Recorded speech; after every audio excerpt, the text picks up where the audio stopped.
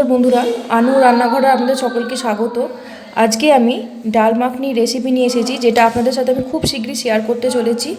তো ভিডিওটা আপনারা দেখতে থাকুন। এতে হাফ কাপের একটু কম ছোলার ডাল নিয়েছি, আর হাফ কাপ তরকার ডাল দিয়ে দিয়েছি। এবার জল দিয়ে খুব ভালো করে আমি ধুয়ে নিচ্ছি। দিয়ে জলটা ফেলে দিয়েছি। এবার এটা প্রেসার কুকারে দিয়ে দেবো সিদ্ধ হওয়ার জন্য। সামান্য একটু নুন অ্যাড করলাম, ঢাকাটাকে লাগিয়ে দিয়েছি। আমি 1টা থেকে 2টো সিটি বাজবে, অফ করে দেবো। এবার গ্যাসের উপর আমি কড়া বসিয়ে নিয়েছি। এতে দিয়ে দিচ্ছি 2 টেবিল স্পুন ঘি। এতে একটা বড় সাইজের পেঁয়াজ আমি চপ করে রেখেছিলাম, এটা দিয়ে দিচ্ছি। এটা একটু লাল করে ভাজতে হবে।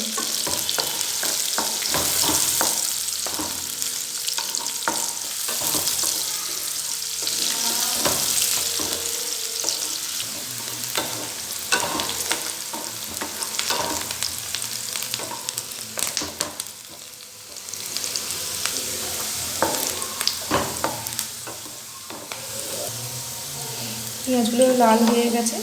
এবার এতে আমি দিয়ে দিচ্ছি একটা গোটা টমেটো, 8 কোয়া রসুন আর একটু আদা পেস্ট করেছি একসঙ্গে, এটা দিয়ে।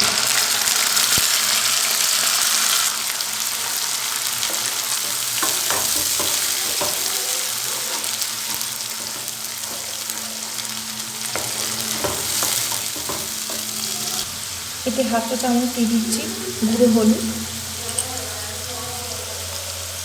ডালে যেহেতু একটু নুন মিশিয়ে রেখেছিলাম, তাই নুনটা আমি বুঝেই দিচ্ছি অল্প করে। দিয়ে দিচ্ছি গুঁড়ো লঙ্কা, সামান্য একটু মিষ্টি দিলাম।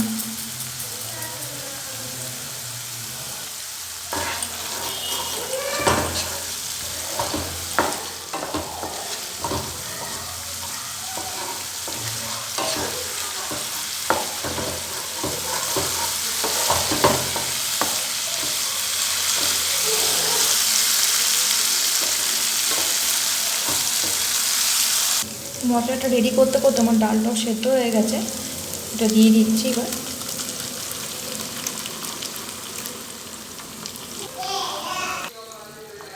এবার এতে অ্যাড করছি সবুজ মটর।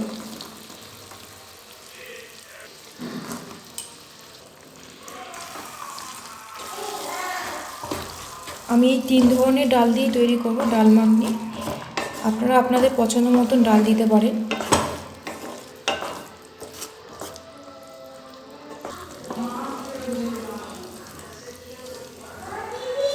ভালো করে মিশিয়ে নেব।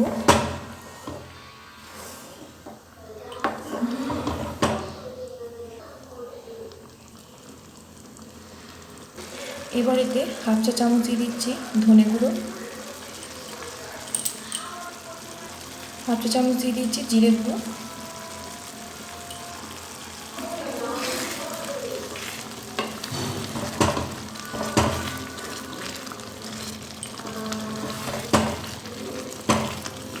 যেহেতু কড়াইশুঁটিটা আমি পরে দিয়েছি, তাই এটা আমি একটু ঢেকে কুক হতে দেব।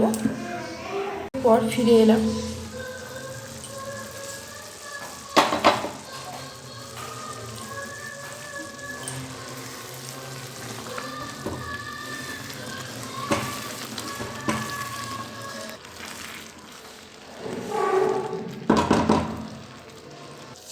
এবার এতে আমার বানানো 1 চামচ গরম মশলা গুঁড়ো অ্যাড করছি। এই গরম মশলা গুঁড়োর লিঙ্কটা আমি পাঠিয়ে দেবো, এই রেসিপিটা আমার আগে করা ছিল। আর কিছু ধনেপাতা কুচি আমি দিয়ে দিচ্ছি।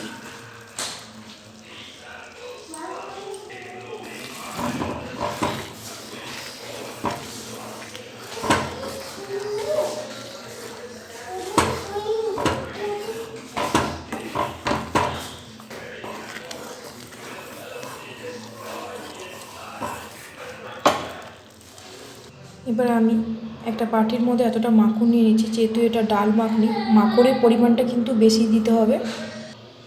এটা একটুখানি গলিয়ে নিতে হবে।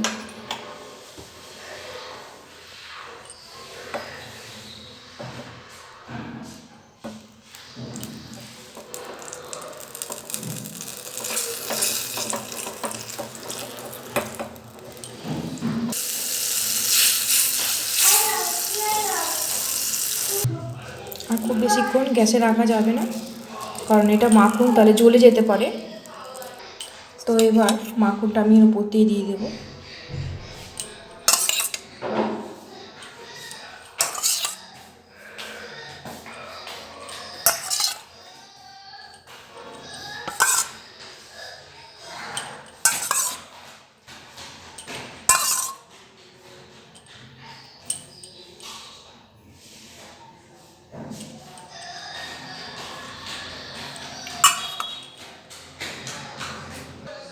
এবার এটা সার্ভ করার আগে আমি ফ্রেশ ক্রিম দিয়ে দিচ্ছি।